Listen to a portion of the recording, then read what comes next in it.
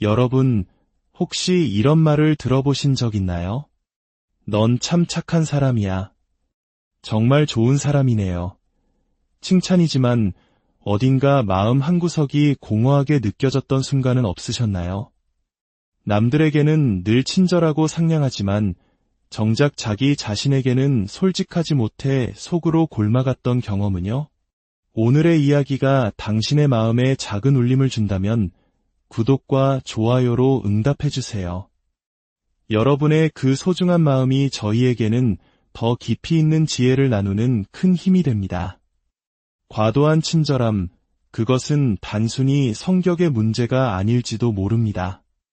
많은 경우 이것은 우리가 살아남기 위해 배운 하나의 생존 메커니즘, 즉 우리 몸의 스트레스 조절 시스템에 깊이 뿌리내린 반응일 수 있습니다. 우리의 뇌가 위협이나 거절의 신호를 감지하면 크게 4가지 중 하나의 반응을 보입니다. 싸우거나 도망치거나 그 자리에서 얼어붙거나 혹은 상대의 비위를 맞추는 것입니다.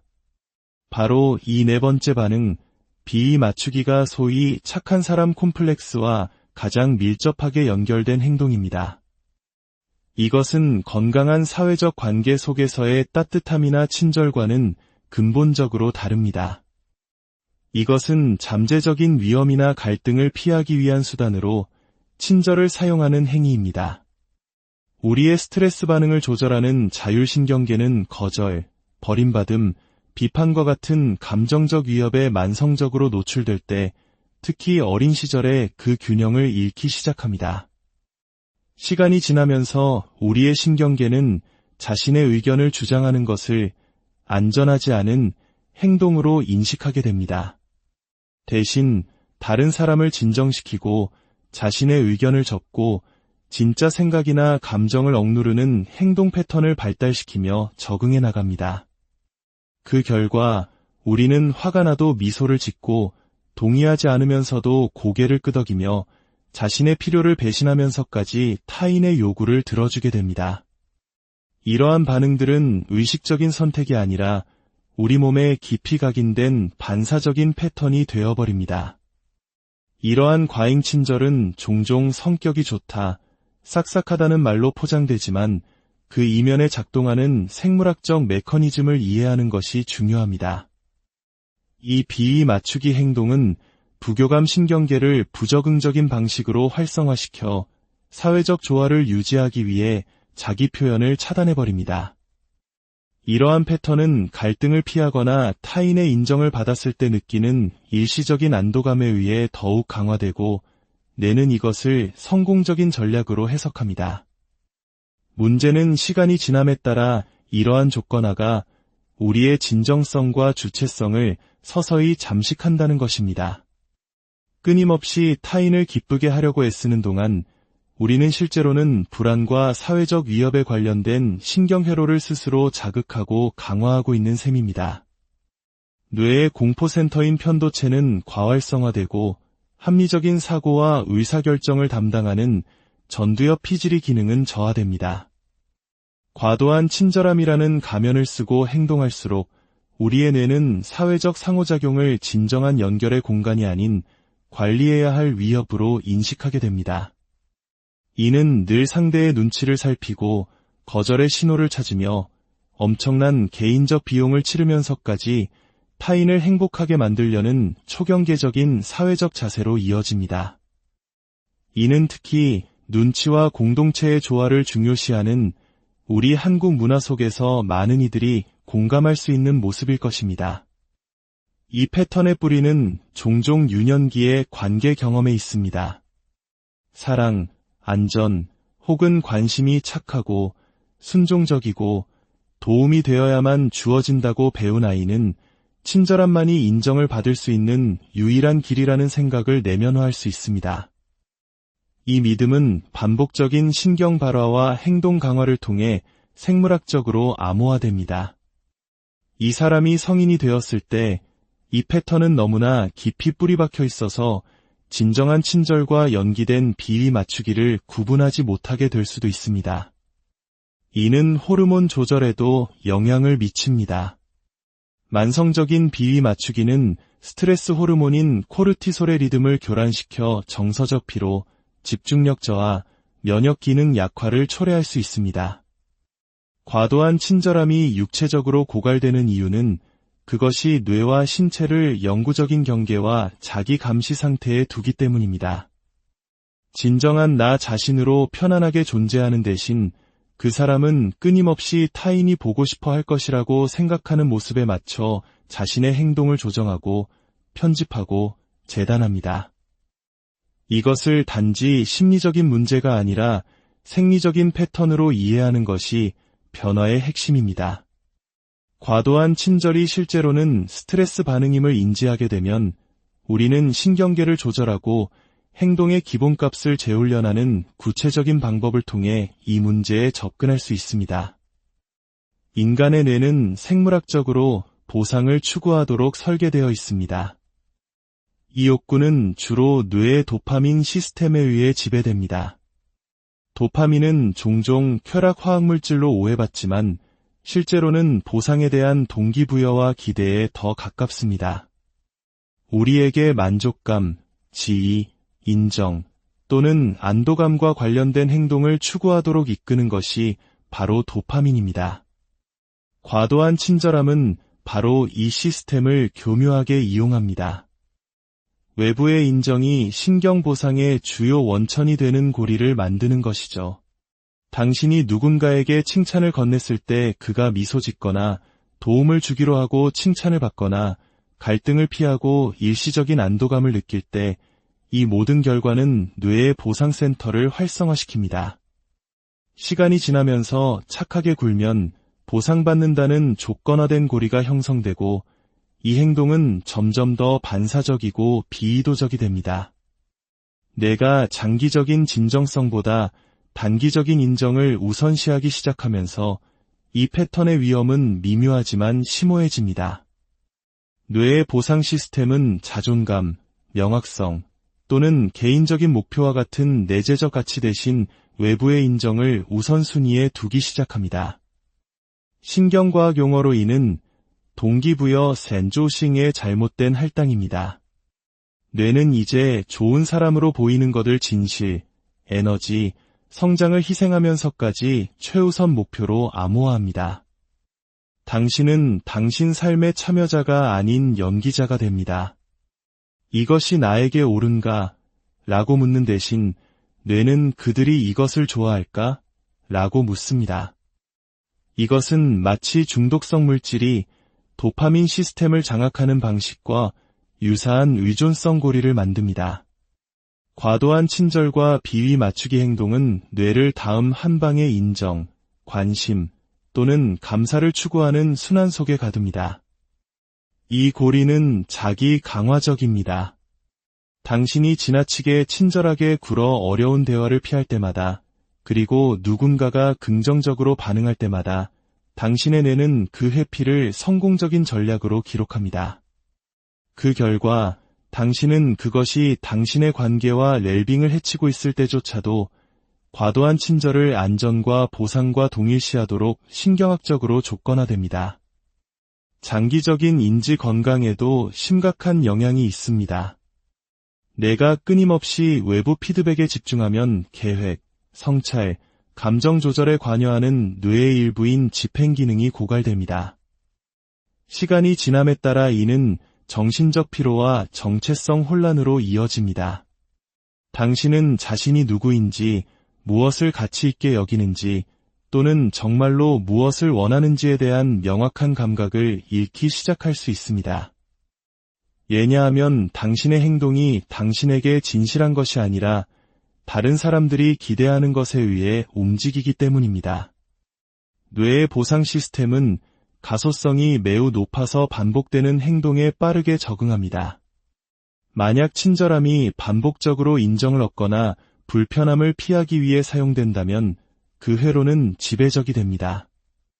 이것은 아니오라고 말하거나 경계를 설정하거나 인기 없는 의견을 표현하는 것과 같은 대안적인 반응을 비록 그것이 건강하더라도 이협적이거나 보람 없는 것으로 느끼게 만듭니다.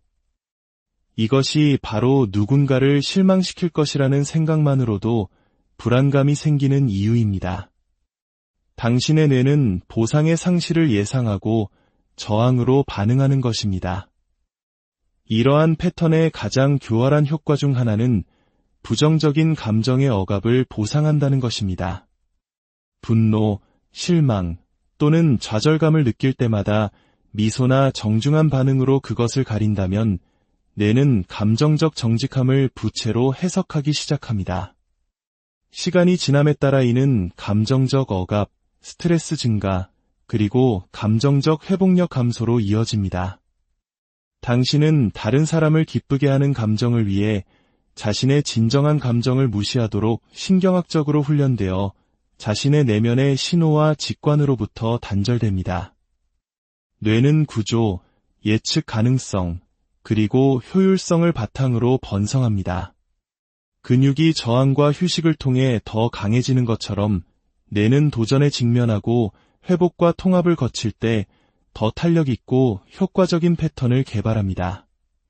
정신적 명확성, 정서적 안정, 그리고 행동의 정밀도를 향상시키는 가장 간과되지만 강력한 도구 중 하나는 바로 명확한 경계선을 설정하고 유지하는 것입니다. 이러한 사회적, 정서적, 인지적 경계는 무엇이 수용 가능하고 무엇이 그렇지 않은지를 정의하는 내면의 신호 역할을 합니다. 신경과학적 관점에서 경계는 의사결정 피로를 줄이고 에너지를 보존하며 집행 기능을 날카롭게 합니다. 이 모든 것은 장기적인 웰빙과 목표 달성에 매우 중요합니다. 불분명한 사회적 역학을 탐색하고 예라고 할지 아니오라고 할지 고민하고 누군가의 반응을 예측하려 애쓰고 지나치게 헌신함으로써 발생하는 불편함을 관리하는 데 보내는 모든 순간은 뇌의 인지 자원을 고갈시킵니다. 의사결정, 감정 조절, 목표 설정을 담당하는 전두엽 피질은 불확실성이나 모호함으로 과부하되지 않았을 때 가장 잘 기능합니다. 경계는 필터 역할을 합니다. 불필요한 입력을 최소화하여 뇌가 관련 작업, 자기 주도적 목표 및 진정한 행동에 더 쉽게 집중할 수 있도록 만듭니다. 당신이 당신의 한계를 위반하거나 가치관에 반하는 일에 지속적으로 예라고 말할 때 당신의 뇌는 저강도 스트레스 상태에 들어갑니다. 코르티솔 수치가 약간 상승하여 교감신경계를 활성화된 상태로 유지합니다. 이 만성적인 교감신경의 긴장은 창의성, 성찰, 감정 조절에 필수적인 부교감 신경의 휴식 및 소화 상태로의 접근을 감소시킵니다. 시간이 지남에 따라 이 불균형은 인지적 유연성을 감소시키고 정서적 반응성을 높입니다. 간단히 말해 당신은 더 산만해지고 더 짜증을 내며 덜 안정적이게 됩니다. 이 모든 것은 당신의 신경 자원이 사람들을 기쁘게 하고 과도하게 수용하는 데 고갈되고 있기 때문입니다.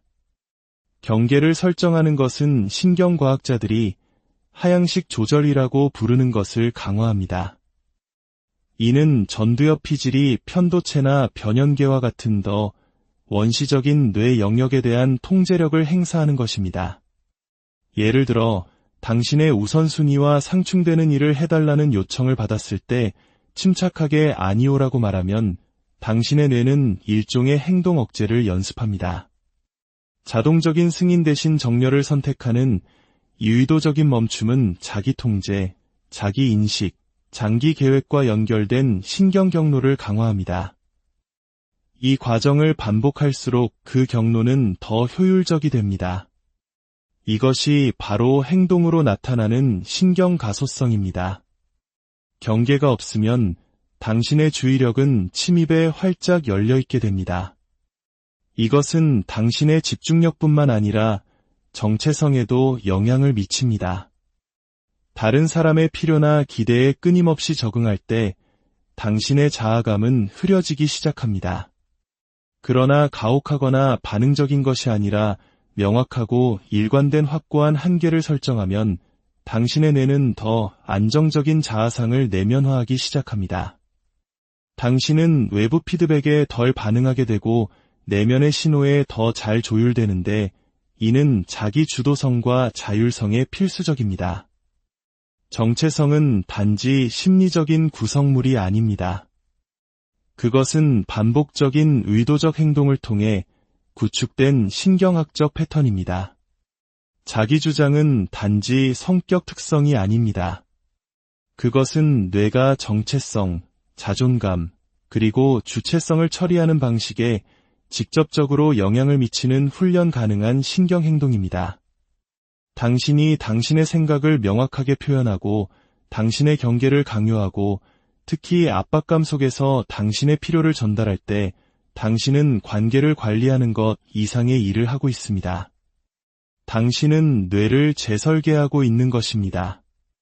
구체적으로 당신은 자기인식, 내수용 감각, 의사결정 및 감정 조절에 관여하는 영역인 내측 전전두피질, 섬엽, 전대상피질과 같은 주요 뇌 영역 간의 연결성을 강화하고 있습니다. 이 영역들은 자신감 회로라고 불릴 수 있는 것을 형성하며 모든 자기주장 행위는 그것을 강화하는 데 도움이 됩니다. 자기주장이 왜 그토록 심오한 신경학적 효과를 가지는지 이해하려면 내가 불확실성을 어떻게 처리하는지 생각해 보십시오. 갈등을 피하거나 사회적 인정을 유지하기 위해 말을 아낄 때 뇌는 일반적으로 모호하고 약간의 위협 상태에서 작동합니다. 이것은 뇌의 공포센터인 편도체를 미묘하게 활성화시켜 결과적으로 합리적이고 가치에 부합하는 결정을 내리는데 책임이 있는 뇌의 바로 그 부분인 전전두피질이 기능적 힘을 감소시킵니다. 시간이 지남에 따라 이 회피 패턴은 뇌가 침묵은 안전과 같고 표현은 위험과 같다고 믿도록 만듭니다. 그 결과는 감정적 회복력 감소, 자신감 저하, 그리고 내적 권위감 약화입니다. 하지만 자기 주장은 이 시나리오를 뒤집습니다. 당신이 당신의 생각을 명확하게 전달하고 존중하는 태도로 당신의 입장을 고수할 때 비록 불편하더라도 당신의 뇌는 그 순간을 성공, 즉 해결된 도전으로 처리합니다. 당신이 당신 자신의 가치와 이익에 부합하는 조치를 취했기 때문에 도파민 경로가 활성화됩니다. 그 도파민 급증은 중요합니다. 그것은 자기주장 행동을 강화하고 당신의 뇌가 비슷한 조건에서 다시 그것을 기본값으로 설정할 가능성을 높이는 보상 역할을 합니다. 이 메커니즘을 통해 자기주장은 당신의 기본값을 수능에서 주체성으로 바꾸는 학습되고 강화된 행동이 됩니다. 결론적으로 처음에는 동의하는 것이 긍정적인 사회적 특성처럼 보일 수 있습니다. 그것은 친절, 유연성, 그리고 배려와 관련이 있습니다. 그러나 동의가 만성적이 될 때 당신이 진실보다 조화를, 진정성보다 인정을, 그리고 성실함보다 승인을 지속적으로 우선시할 때 그것은 자기 배신의 한 형태가 됩니다. 신경생물학적 관점에서 볼 때 과도한 동의는 미덕이 아니라 내적 가치가 감소했다는 신호입니다. 그것은 개인의 필요를 평가절하하고 외부 갈등을 피함으로써 내부 갈등을 최소화하며 자기 주장보다 수능을 기본값으로 설정하도록 조건화된 뇌와 신체 시스템을 반영합니다.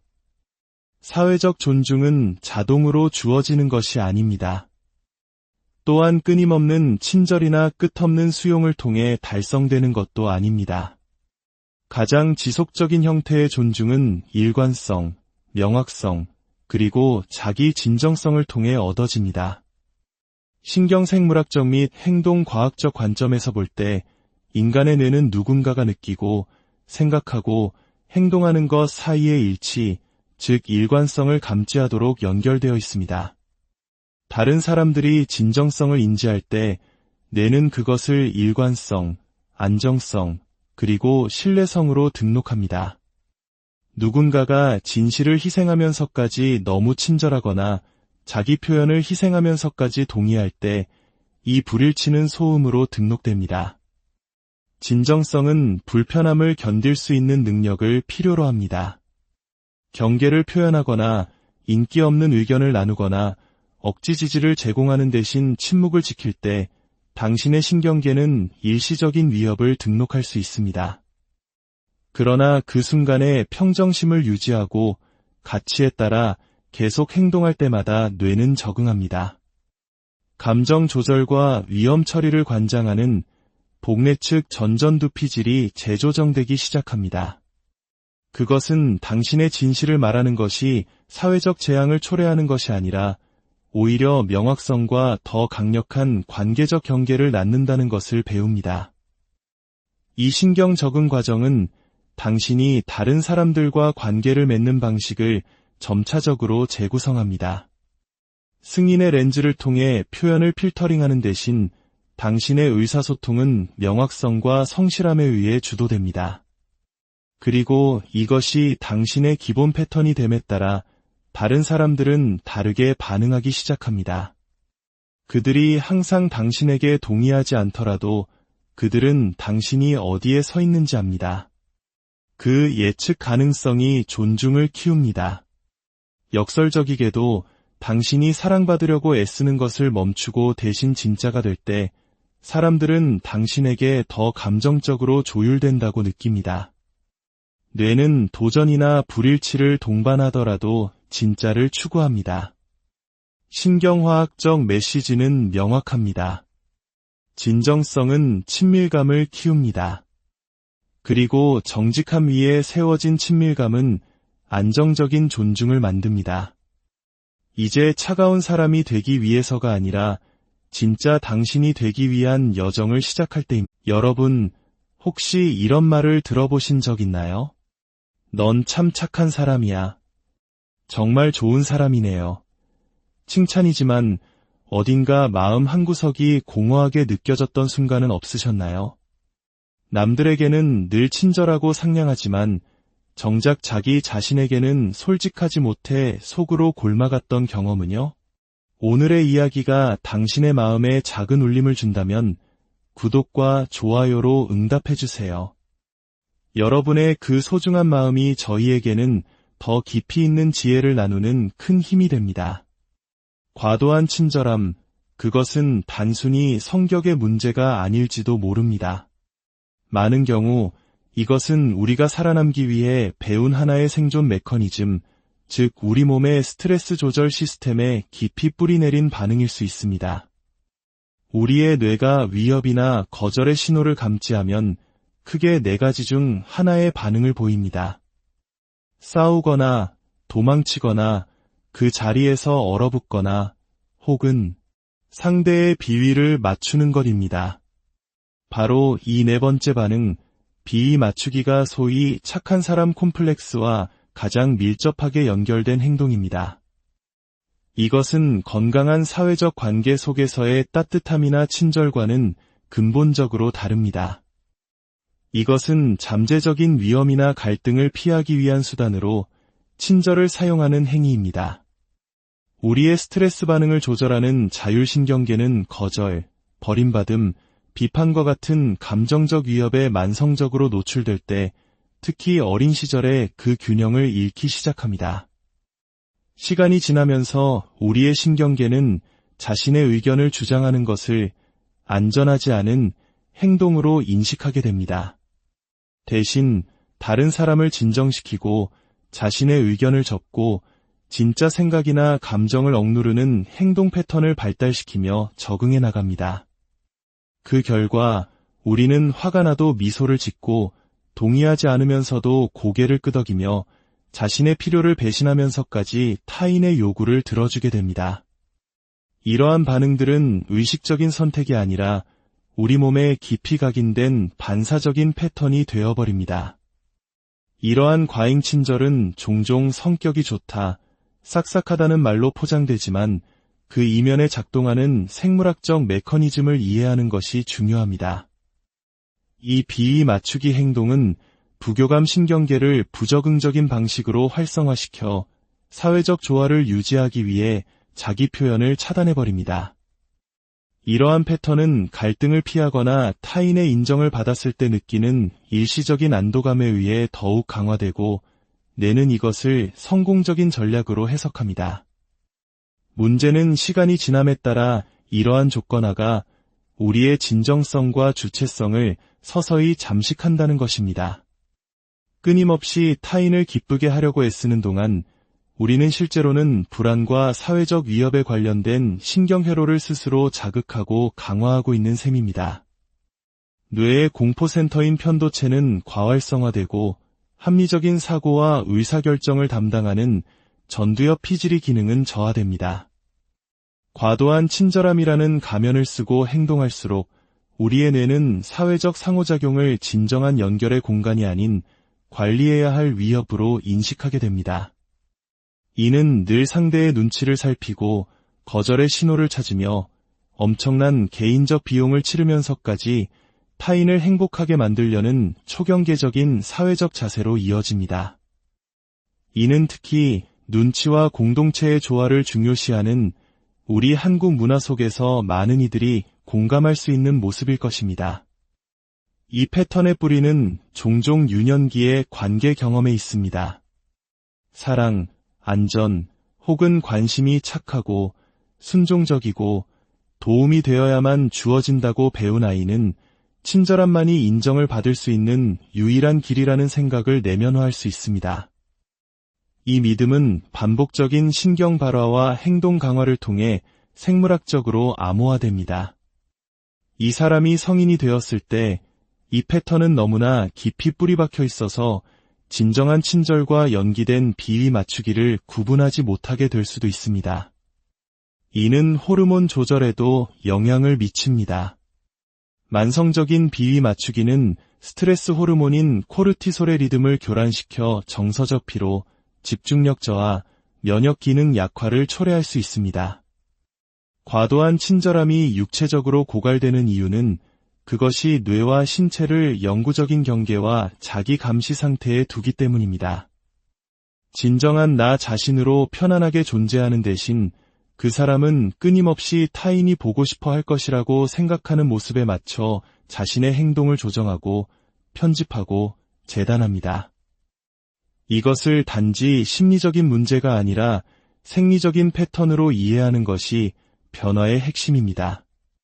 과도한 친절이 실제로는 스트레스 반응임을 인지하게 되면 우리는 신경계를 조절하고 행동의 기본값을 재훈련하는 구체적인 방법을 통해 이 문제에 접근할 수 있습니다. 인간의 뇌는 생물학적으로 보상을 추구하도록 설계되어 있습니다.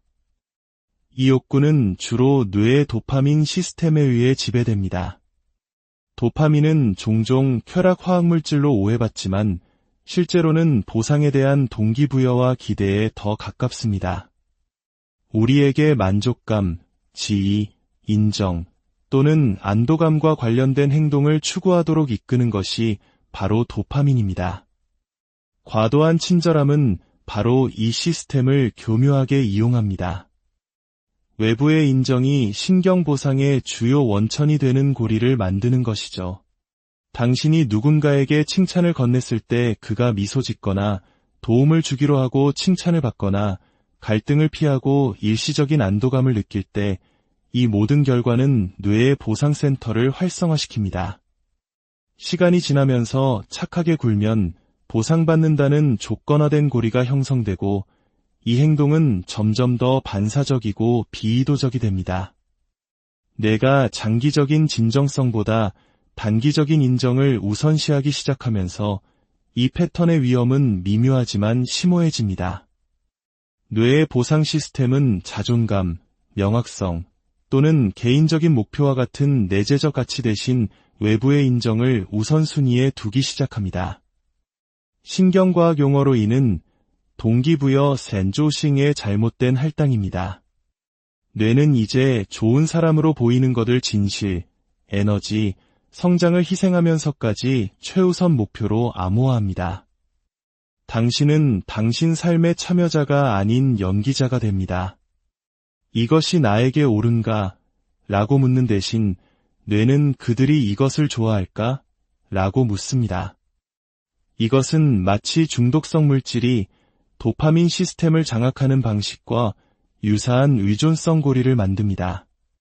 과도한 친절과 비위 맞추기 행동은 뇌를 다음 한 방에 인정, 관심 또는 감사를 추구하는 순환 속에 가둡니다.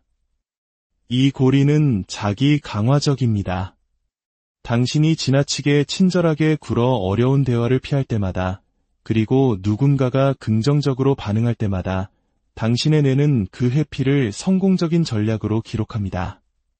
그 결과 당신은 그것이 당신의 관계와 웰빙을 해치고 있을 때조차도 과도한 친절을 안전과 보상과 동일시하도록 신경학적으로 조건화됩니다. 장기적인 인지 건강에도 심각한 영향이 있습니다. 내가 끊임없이 외부 피드백에 집중하면 계획, 성찰, 감정 조절에 관여하는 뇌의 일부인 집행 기능이 고갈됩니다. 시간이 지남에 따라 이는 정신적 피로와 정체성 혼란으로 이어집니다. 당신은 자신이 누구인지, 무엇을 가치 있게 여기는지, 또는 정말로 무엇을 원하는지에 대한 명확한 감각을 잃기 시작할 수 있습니다. 왜냐하면 당신의 행동이 당신에게 진실한 것이 아니라 다른 사람들이 기대하는 것에 의해 움직이기 때문입니다. 뇌의 보상 시스템은 가소성이 매우 높아서 반복되는 행동에 빠르게 적응합니다. 만약 친절함이 반복적으로 인정을 얻거나 불편함을 피하기 위해 사용된다면 그 회로는 지배적이 됩니다. 이것은 아니오라고 말하거나 경계를 설정하거나 인기 없는 의견을 표현하는 것과 같은 대안적인 반응을 비록 그것이 건강하더라도 이협적이거나 보람 없는 것으로 느끼게 만듭니다. 이것이 바로 누군가를 실망시킬 것이라는 생각만으로도 불안감이 생기는 이유입니다. 당신의 뇌는 보상의 상실을 예상하고 저항으로 반응하는 것입니다. 이러한 패턴의 가장 교활한 효과 중 하나는 부정적인 감정의 억압을 보상한다는 것입니다. 분노, 실망 또는 좌절감을 느낄 때마다 미소나 정중한 반응으로 그것을 가린다면 뇌는 감정적 정직함을 부채로 해석하기 시작합니다. 시간이 지남에 따라 이는 감정적 억압, 스트레스 증가, 그리고 감정적 회복력 감소로 이어집니다. 당신은 다른 사람을 기쁘게 하는 감정을 위해 자신의 진정한 감정을 무시하도록 신경학적으로 훈련되어 자신의 내면의 신호와 직관으로부터 단절됩니다. 뇌는 구조, 예측 가능성, 그리고 효율성을 바탕으로 번성합니다. 근육이 저항과 휴식을 통해 더 강해지는 것처럼 뇌는 도전에 직면하고 회복과 통합을 거칠 때 더 탄력 있고 효과적인 패턴을 개발합니다. 정신적 명확성, 정서적 안정, 그리고 행동의 정밀도를 향상시키는 가장 간과되지만 강력한 도구 중 하나는 바로 명확한 경계선을 설정하고 유지하는 것입니다. 이러한 사회적, 정서적, 인지적 경계는 무엇이 수용 가능하고 무엇이 그렇지 않은지를 정의하는 내면의 신호 역할을 합니다. 신경과학적 관점에서 경계는 의사결정 피로를 줄이고 에너지를 보존하며 집행 기능을 날카롭게 합니다. 이 모든 것은 장기적인 웰빙과 목표 달성에 매우 중요합니다. 불분명한 사회적 역학을 탐색하고 예라고 할지 아니오라고 할지 고민하고 누군가의 반응을 예측하려 애쓰고 지나치게 헌신함으로써 발생하는 불편함을 관리하는 데 보내는 모든 순간은 뇌의 인지 자원을 고갈시킵니다. 의사결정, 감정 조절, 목표 설정을 담당하는 전두엽 피질은 불확실성이나 모호함으로 과부하되지 않았을 때 가장 잘 기능합니다. 경계는 필터 역할을 합니다. 불필요한 입력을 최소화하여 뇌가 관련 작업, 자기 주도적 목표 및 진정한 행동에 더 쉽게 집중할 수 있도록 만듭니다. 당신이 당신의 한계를 위반하거나 가치관에 반하는 일에 지속적으로 예라고 말할 때 당신의 뇌는 저강도 스트레스 상태에 들어갑니다. 코르티솔 수치가 약간 상승하여 교감신경계를 활성화된 상태로 유지합니다. 이 만성적인 교감신경의 긴장은 창의성, 성찰, 감정 조절에 필수적인 부교감신경의 휴식 및 소화 상태로의 접근을 감소시킵니다. 시간이 지남에 따라 이 불균형은 인지적 유연성을 감소시키고 정서적 반응성을 높입니다. 간단히 말해 당신은 더 산만해지고 더 짜증을 내며 덜 안정적이게 됩니다. 이 모든 것은 당신의 신경 자원이 사람들을 기쁘게 하고 과도하게 수용하는 데 고갈되고 있기 때문입니다. 경계를 설정하는 것은 신경과학자들이 하향식 조절이라고 부르는 것을 강화합니다. 이는 전두엽 피질이 편도체나 변연계와 같은 더 원시적인 뇌 영역에 대한 통제력을 행사하는 것입니다. 예를 들어 당신의 우선순위와 상충되는 일을 해달라는 요청을 받았을 때 침착하게 아니오라고 말하면 당신의 뇌는 일종의 행동 억제를 연습합니다. 자동적인 승인 대신 정렬을 선택하는 유의도적인 멈춤은 자기 통제, 자기 인식, 장기 계획과 연결된 신경 경로를 강화합니다. 이 과정을 반복할수록 그 경로는 더 효율적이 됩니다. 이것이 바로 행동으로 나타나는 신경 가소성입니다. 경계가 없으면 당신의 주의력은 침입에 활짝 열려있게 됩니다. 이것은 당신의 집중력뿐만 아니라 정체성에도 영향을 미칩니다. 다른 사람의 필요나 기대에 끊임없이 적응할 때 당신의 자아감은 흐려지기 시작합니다. 그러나 가혹하거나 반응적인 것이 아니라 명확하고 일관된 확고한 한계를 설정하면 당신의 뇌는 더 안정적인 자아상을 내면화하기 시작합니다. 당신은 외부 피드백에 덜 반응하게 되고 내면의 신호에 더 잘 조율되는데 이는 자기 주도성과 자율성에 필수적입니다. 정체성은 단지 심리적인 구성물이 아닙니다. 그것은 반복적인 의도적 행동을 통해 구축된 신경학적 패턴입니다. 자기주장은 단지 성격 특성이 아닙니다. 그것은 뇌가 정체성, 자존감, 그리고 주체성을 처리하는 방식에 직접적으로 영향을 미치는 훈련 가능한 신경행동입니다. 당신이 당신의 생각을 명확하게 표현하고 당신의 경계를 강요하고 특히 압박감 속에서 당신의 필요를 전달할 때 당신은 관계를 관리하는 것 이상의 일을 하고 있습니다. 당신은 뇌를 재설계하고 있는 것입니다. 구체적으로 당신은 자기인식, 내수용 감각, 의사결정 및 감정 조절에 관여하는 영역인 내측 전전두피질, 섬엽, 전대상피질과 같은 주요 뇌 영역 간의 연결성을 강화하고 있습니다. 이 영역들은 자신감 회로라고 불릴 수 있는 것을 형성하며 모든 자기주장 행위는 그것을 강화하는 데 도움이 됩니다. 자기주장이 왜 그토록 심오한 신경학적 효과를 가지는지 이해하려면 내가 불확실성을 어떻게 처리하는지 생각해 보십시오. 갈등을 피하거나 사회적 인정을 유지하기 위해 말을 아낄 때 뇌는 일반적으로 모호하고 약간의 위협 상태에서 작동합니다. 이것은 뇌의 공포센터인 편도체를 미묘하게 활성화시켜 결과적으로 합리적이고 가치에 부합하는 결정을 내리는데 책임이 있는 뇌의 바로 그 부분인 전전두피질이 기능적 힘을 감소시킵니다. 시간이 지남에 따라 이 회피 패턴은 뇌가 침묵은 안전과 같고 표현은 위험과 같다고 믿도록 만듭니다. 그 결과는 감정적 회복력 감소, 자신감 저하, 그리고 내적 권위감 약화입니다. 하지만 자기주장은 이 시나리오를 뒤집습니다. 당신이 당신의 생각을 명확하게 전달하고 존중하는 태도로 당신의 입장을 고수할 때 비록 불편하더라도 당신의 뇌는 그 순간을 성공, 즉 해결된 도전으로 처리합니다.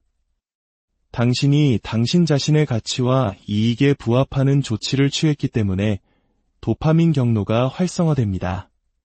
그 도파민 급증은 중요합니다.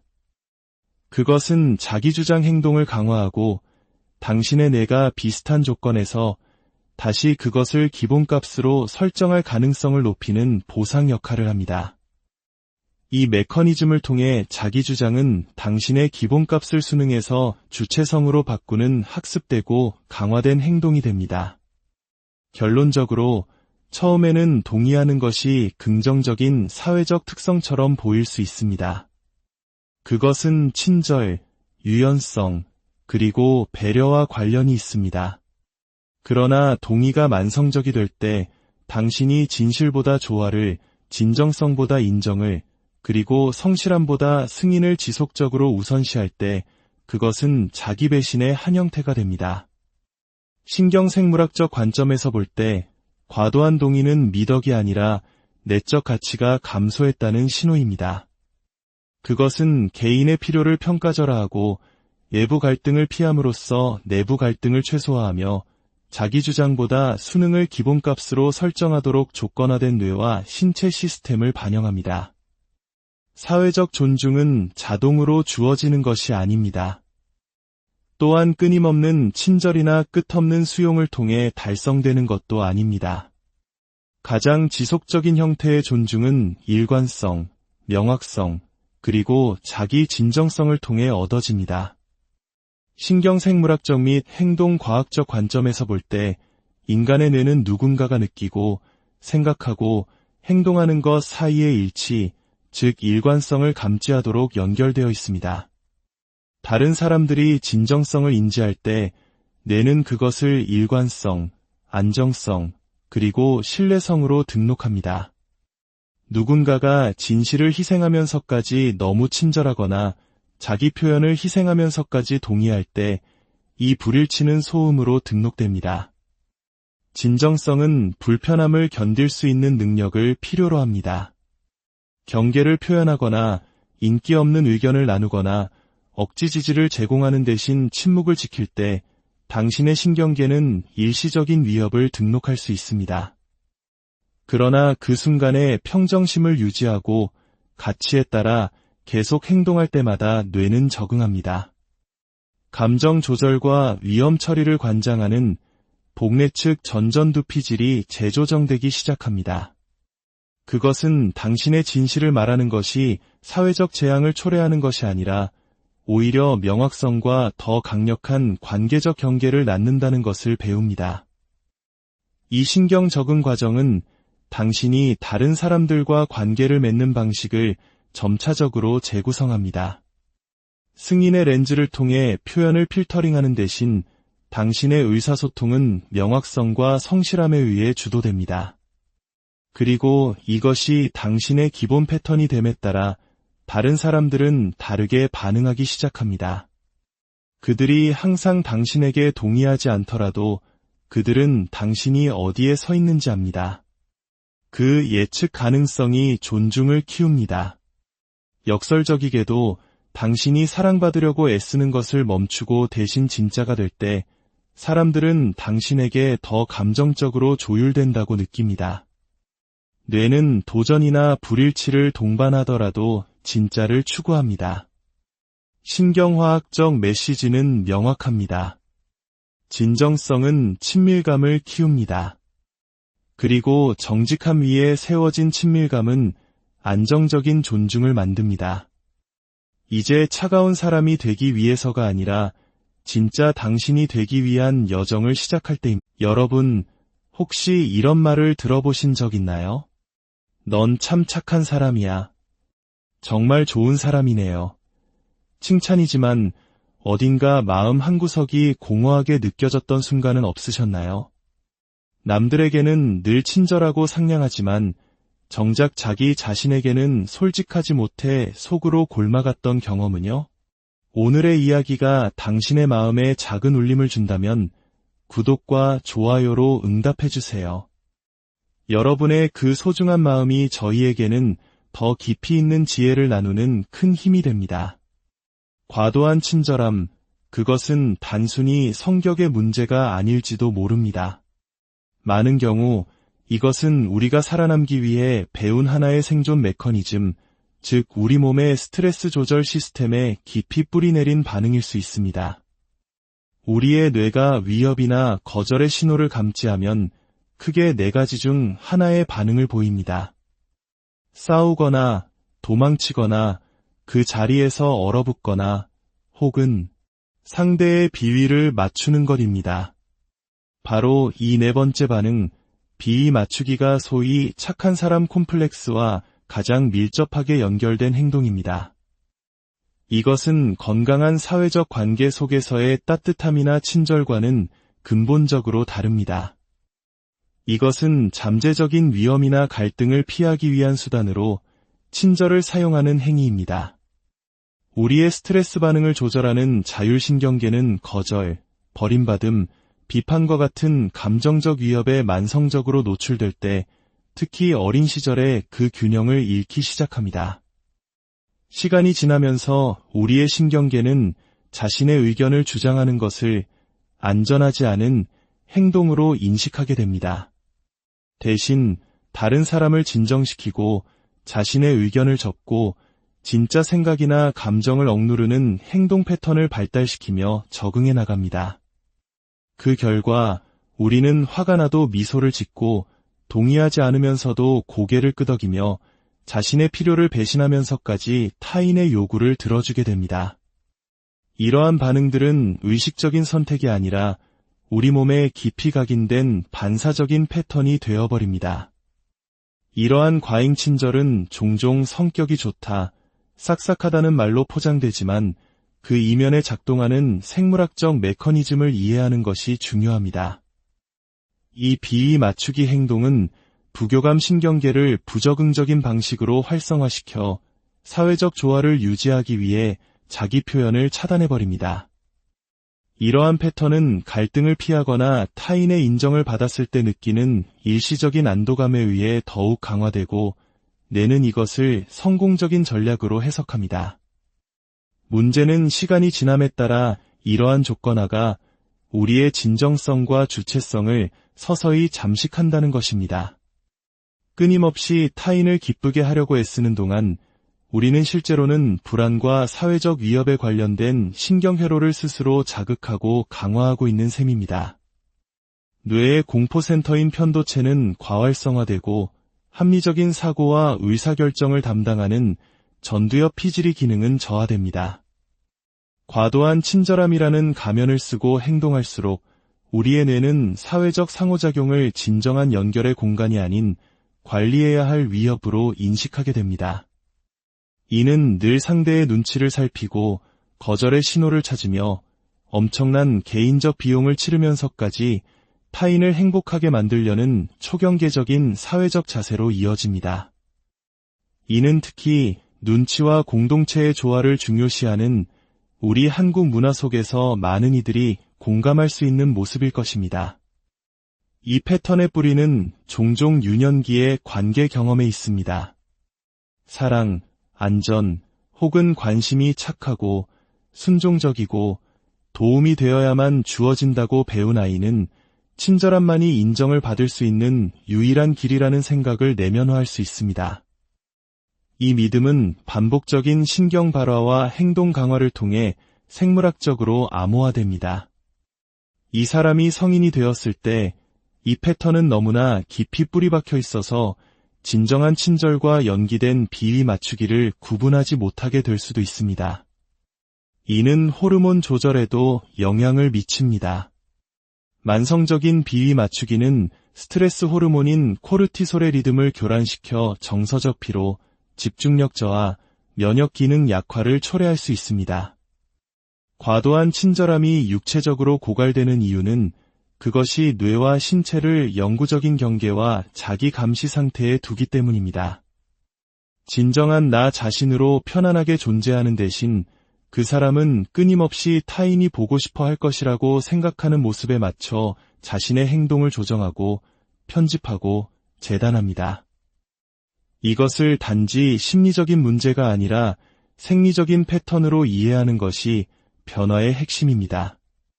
과도한 친절이 실제로는 스트레스 반응임을 인지하게 되면 우리는 신경계를 조절하고 행동의 기본값을 재훈련하는 구체적인 방법을 통해 이 문제에 접근할 수 있습니다. 인간의 뇌는 생물학적으로 보상을 추구하도록 설계되어 있습니다. 이 욕구는 주로 뇌의 도파민 시스템에 의해 지배됩니다. 도파민은 종종 쾌락 화학물질로 오해받지만 실제로는 보상에 대한 동기부여와 기대에 더 가깝습니다. 우리에게 만족감, 지위, 인정 또는 안도감과 관련된 행동을 추구하도록 이끄는 것이 바로 도파민입니다. 과도한 친절함은 바로 이 시스템을 교묘하게 이용합니다.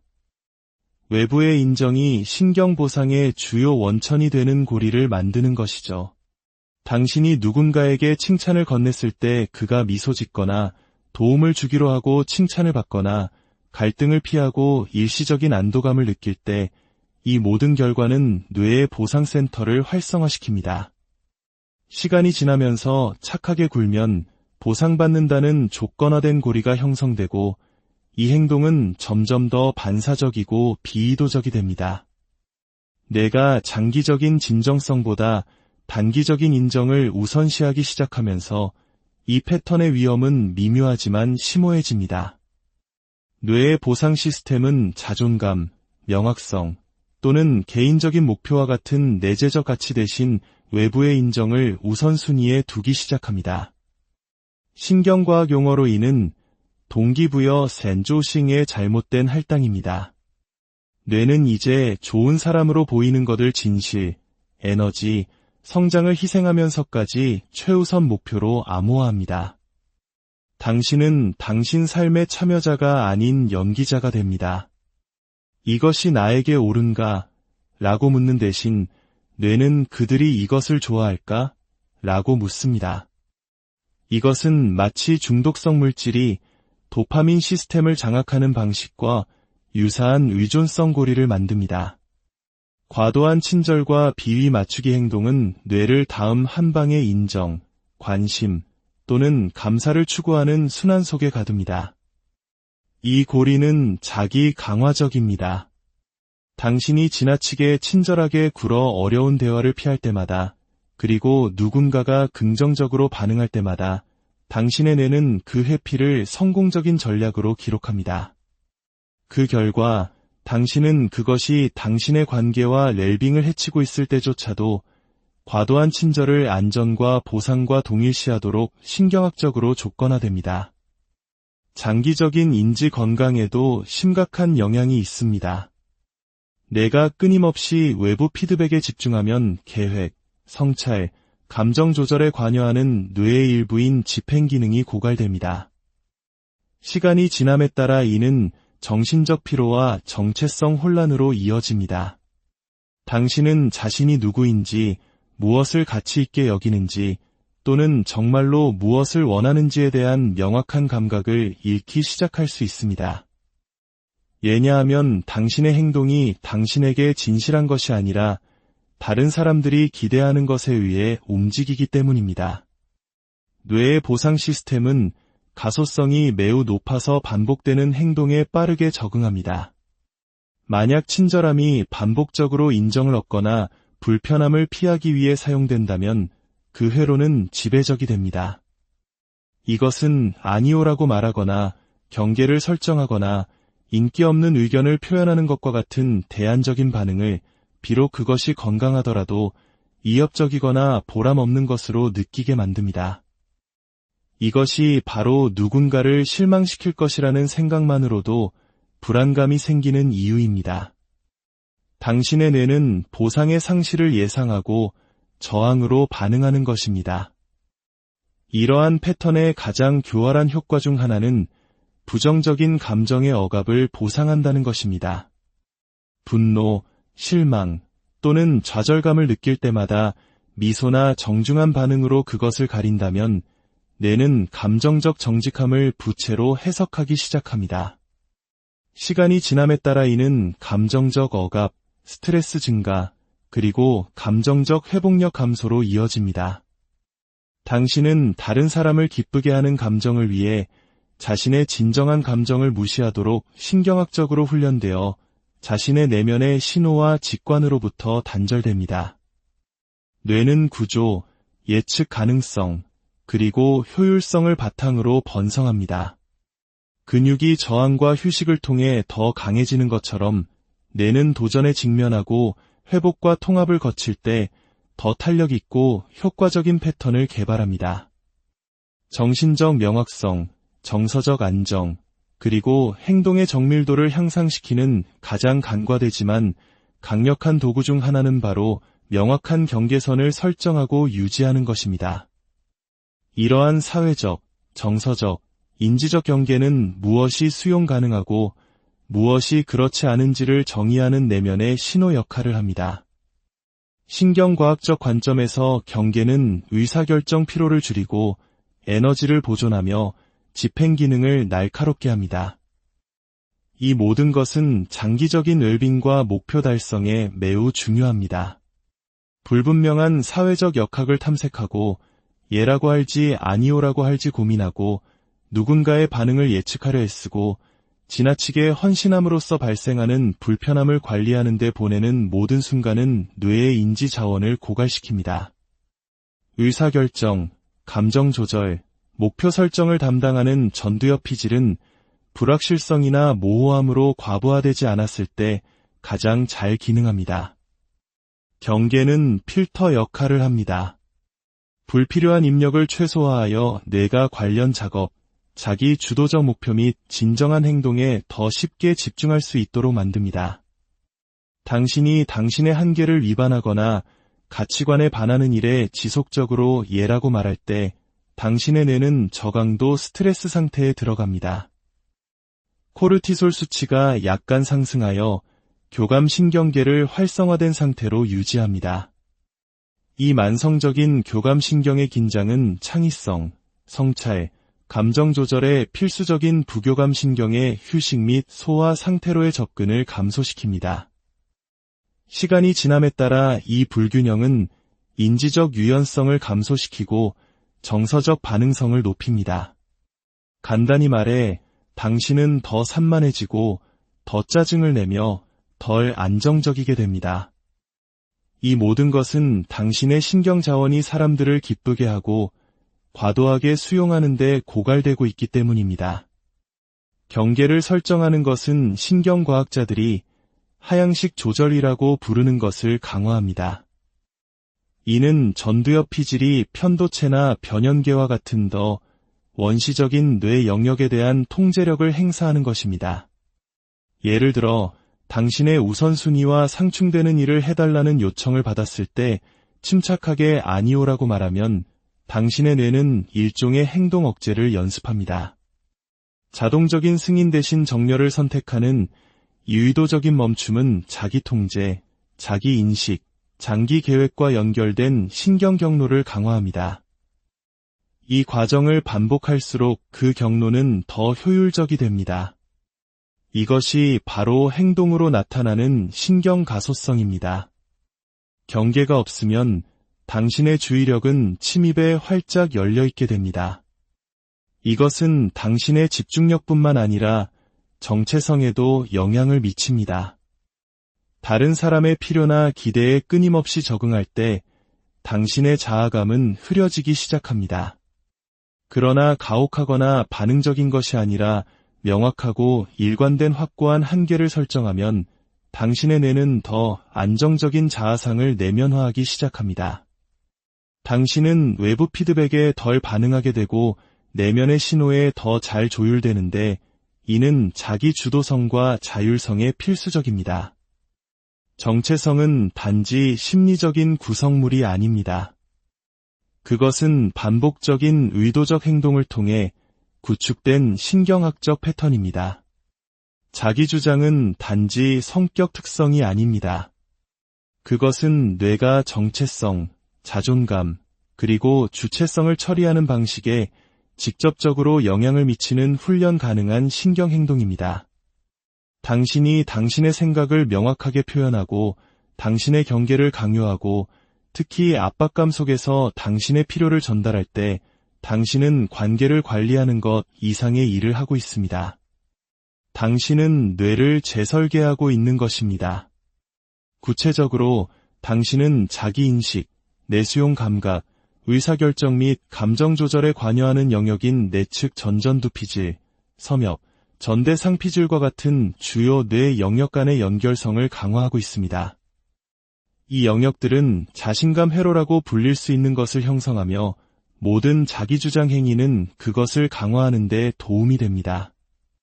자기 주장이 왜 그토록 심오한 신경학적 효과를 가지는지 이해하려면 뇌가 불확실성을 어떻게 처리하는지 생각해 보십시오.